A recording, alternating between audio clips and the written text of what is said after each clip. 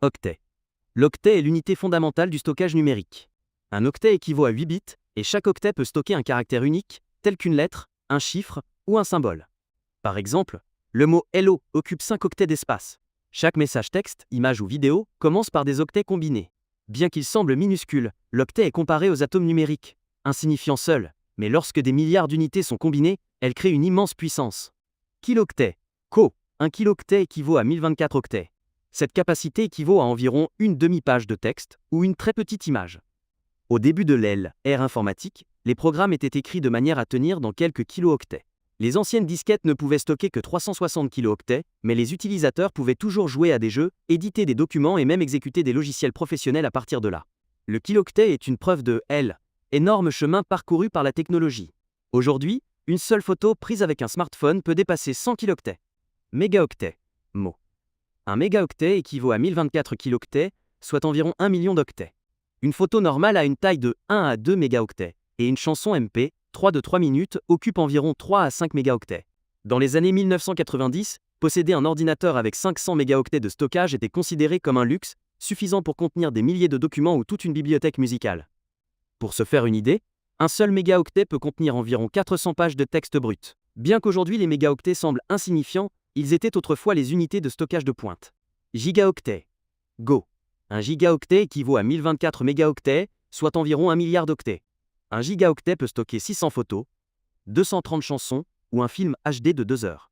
Au début des années 2000, un disque dur de 20 gigaoctets était considéré comme énorme, alors qu'aujourd'hui la plupart des smartphones ont une capacité de départ de 64 ou 128 gigaoctets. De nos jours, les applications, les jeux et même les systèmes d'exploitation sont mesurés en gigaoctets.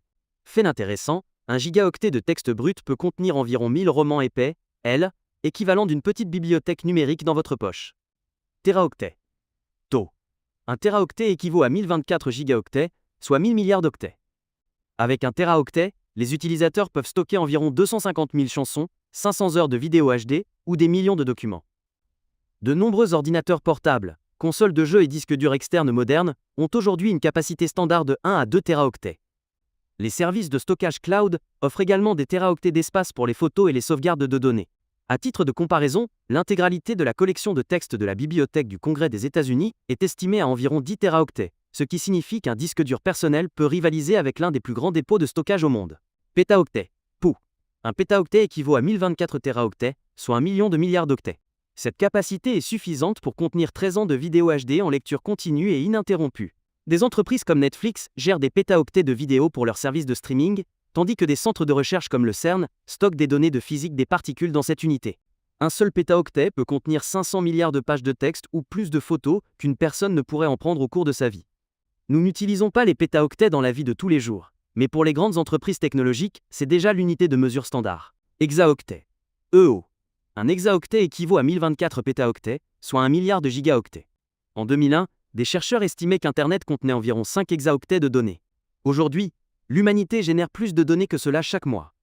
Un hexaoctet peut contenir 1000 milliards de livres ou environ 250 millions de DVD.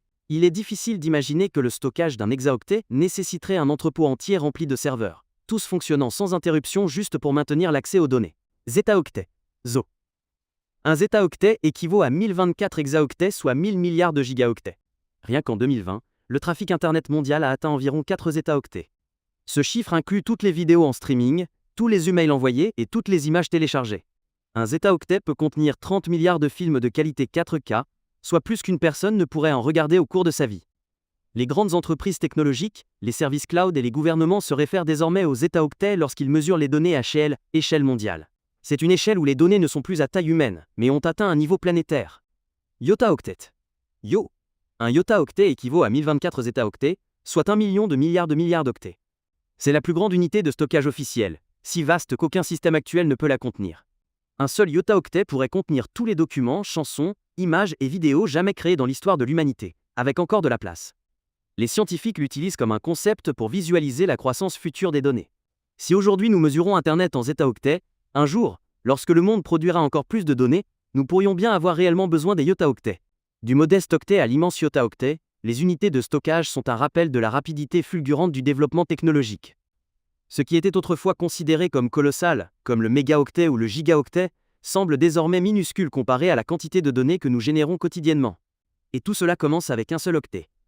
Si ce contenu vous a apporté une nouvelle perspective sur les données, assurez-vous de vous abonner à la chaîne et d'activer les notifications. Merci d'avoir regardé la vidéo jusqu'au bout et à bientôt pour une prochaine vidéo passionnante.